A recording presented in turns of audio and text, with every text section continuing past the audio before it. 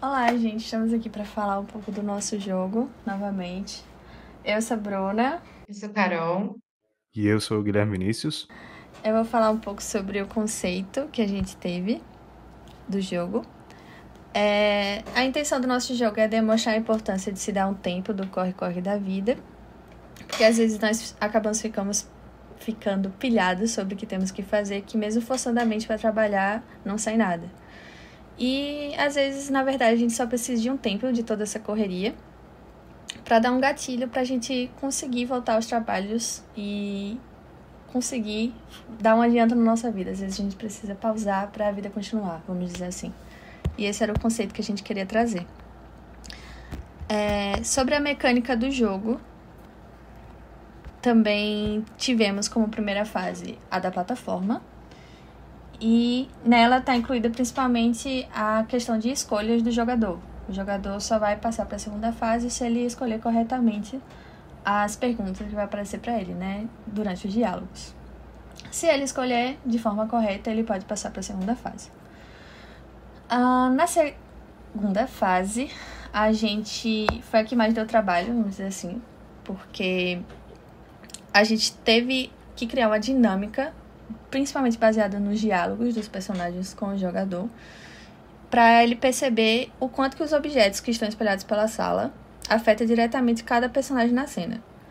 Caso o jogador escolha ajudar em todos os loopings que a gente criou, foram 3 no total, ele perceberá o conceito do jogo conforme vai criando os diálogos, entendeu? Por isso que os diálogos foram tão importantes nessa segunda fase. E também, dentro dos diálogos, está interferido o final do jogo. Se ele vai ter um final 1 ou um final 2.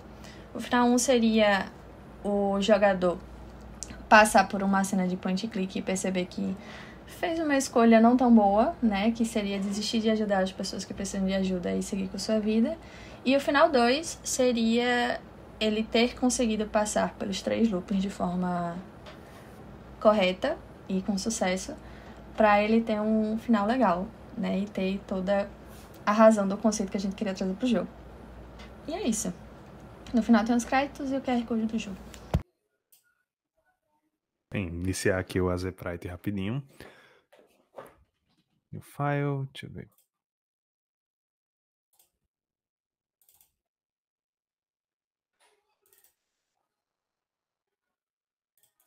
Pode ser o arquivo dos itens.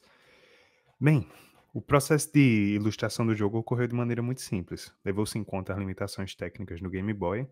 No caso, a paleta de cores, são somente 4 cores, e a quinta seria o plano de fundo. Os atores em cena foram planejados para terem no máximo 32 por 32 pixels. Algumas animações tiveram que ser adaptadas, que elas extrapolavam um pouquinho esse limite. Eu tenho o costume de deixar sempre a margem um pouquinho maior para alguma observação, algum detalhe que eu queira incluir depois. Mas foi besteira, deu para desenrolar isso. Enquanto os assets, tilesets das seções de plataforma e tudo mais foram sempre feitas numa escala de 8 por 8. Deixa eu abrir aqui outro tileset. Por exemplo, isso aqui seria a segunda fase, que no caso viria a ser representada, acho que está arquivo tiles. Pronto, que a partir de cada uma dessas construções elas vieram e representaram uma fase completa. É bem interessante esse processo de montagem, eu utilizei o software Tiled para fazer isso. E, pois bem, aqui. Qualquer coisa eu posso até fazer algumas modificações aqui. É um software bem interessante de utilizar. Pois bem, as artes foram desenvolvidas conforme o cronograma apresentado na disciplina e foram divididas por fase ou mecânica. Durante as 2 primeiras semanas foram feitos todos os assets da primeira fase, incluindo tilesets, sprite sheets, tilemaps. Na segunda semana foi a mesma coisa, só com os elementos da segunda fase, ou seja, tudo que foi relativo a top-down. E na terceira foi direcionado para... Calma. A terceira semana foram os assets de top-down e na quarta semana foram os assets de point and click. Enquanto qualquer tempo restante foi para polir alguma coisa que podia não ter ficado 100% adequada ou que teve algum problema de compatibilidade. Alguns assets não chegaram a ser utilizados na versão final, tais como um bilhete escrito num pergaminho ou alguns rasgos extras no quadro. Mas enfim, seria mais decorativo mesmo por conta das limitações do próprio Game Boy. Ademais, tire-se a lição que é melhor não fazer uma tipografia própria para o jogo, que eu tive essa ideia para a disciplina, mas isso aí serve de aprendizado. E também que trabalhar com uma paleta reduzida e uma quantidade limitada de atores, de assets numa tela, ela instiga muito a criatividade na hora de desenvolver, porque qualquer outra engine a pessoa poderia muito bem só sair botando tudo quanto é tipo de assets em várias camadas, e enquanto para um Game Boy não, é um software não, um console bem limitado e tipo, foi uma experiência acho que única mesmo, que eu não me veria tendo em nenhuma outra disciplina, nem nenhuma outra universidade. Em suma, foi um projeto produtivo e uma boa oportunidade até de voltar a fazer pixel art, que era um hobby que eu tinha e estava um tempinho parado.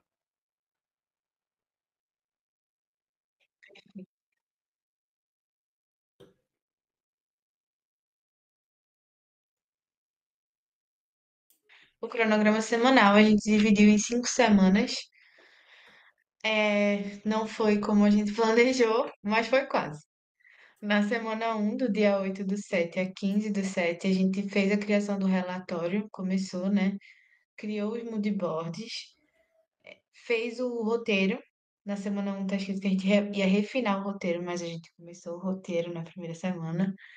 E começou a versão inicial do menu. Na segunda semana a gente já tinha os moodboards, já tinha os roteiros e já tinha a versão inicial do menu. Porém, esse roteiro teve que ser modificado várias vezes por causa da dificuldade que a gente estava tendo de incluir ele exatamente como a gente queria na programação.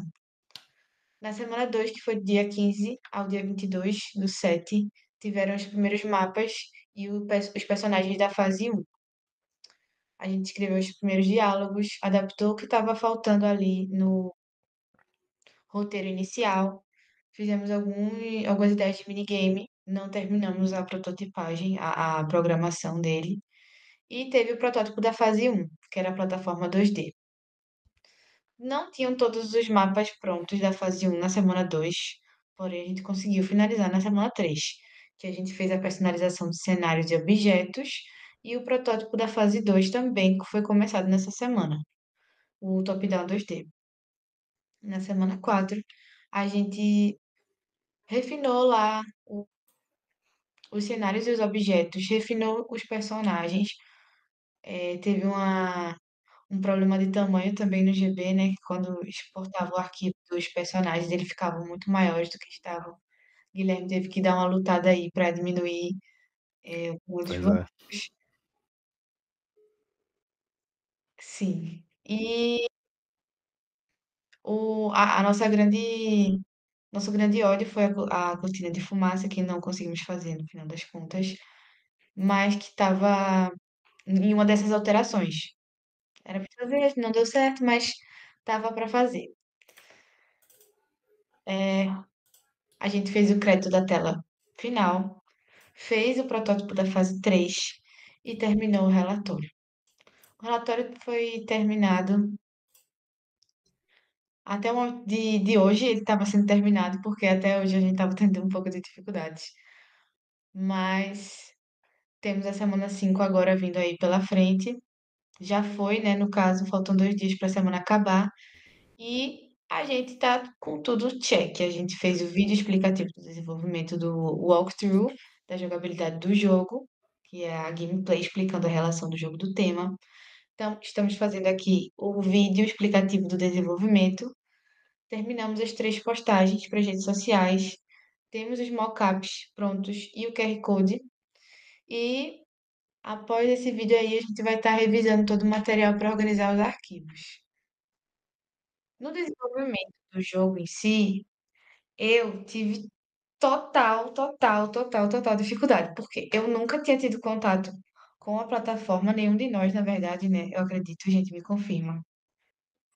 Não, Ninguém tinha mexido no GB Studio na vida, e por ser nosso primeiro contato, acaba que a gente teve um pouco de dificuldade nas primeiras semanas para pegar como que funcionava. Então a gente se atrasou nesse sentido, porque a gente tinha que aprender de fato a mecânica do jogo, da plataforma, da ferramenta e tudo mais. E eu também nunca tinha feito nada de pixel art. Nada, não fazia ideia de como desenhava, não fazia ideia dos programas que tinham que ser, dos programas que tinham que ser usados. E eu perguntei para Guilherme, ele me ajudou aí, Henrique também do outro grupo. E como a Bruna falou, na fase um o mais complicado foi criar a lógica de escolhas para impedir que o jogador avançasse sem ter que interagir com os outros NPCs. Na fase 2 foi mais a coleta de itens e o looping que a gente queria, porque queria fazer da fase 2 para a fase 3, que isso ia otimizar bastante nosso tempo. Mas Bruna teve um sonho, foi revelado em sonho para ela, e ela acordou gritando Eureka. E a gente conseguiu, sim, e a gente conseguiu fazer o looping de uma forma bem mais simples. Obrigada, Bruna, Deus te abençoe. Aí.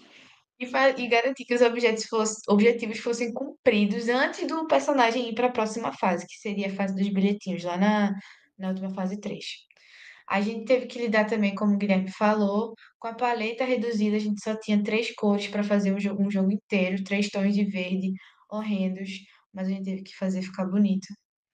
E o limite de tela, que é muito diferente do que a gente normalmente trabalha. Eu, por exemplo, nunca tinha feito nada nessa resolução, nesse tamanho, que seria para uma tela de Game Boy. O desafio criativo de transformar um tema filosófico em algo prático e jogável, traduzindo conceitos abstratos em mecânicas e elementos visuais claros para o jogador. Guilherme soltou essa canetada também. É isso.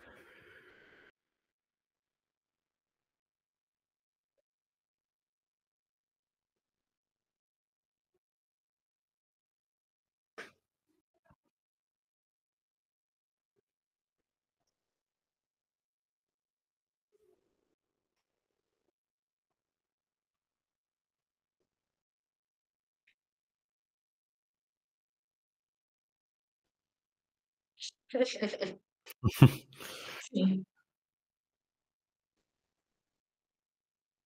Ah, é isso. Tchau! Valeu, falou!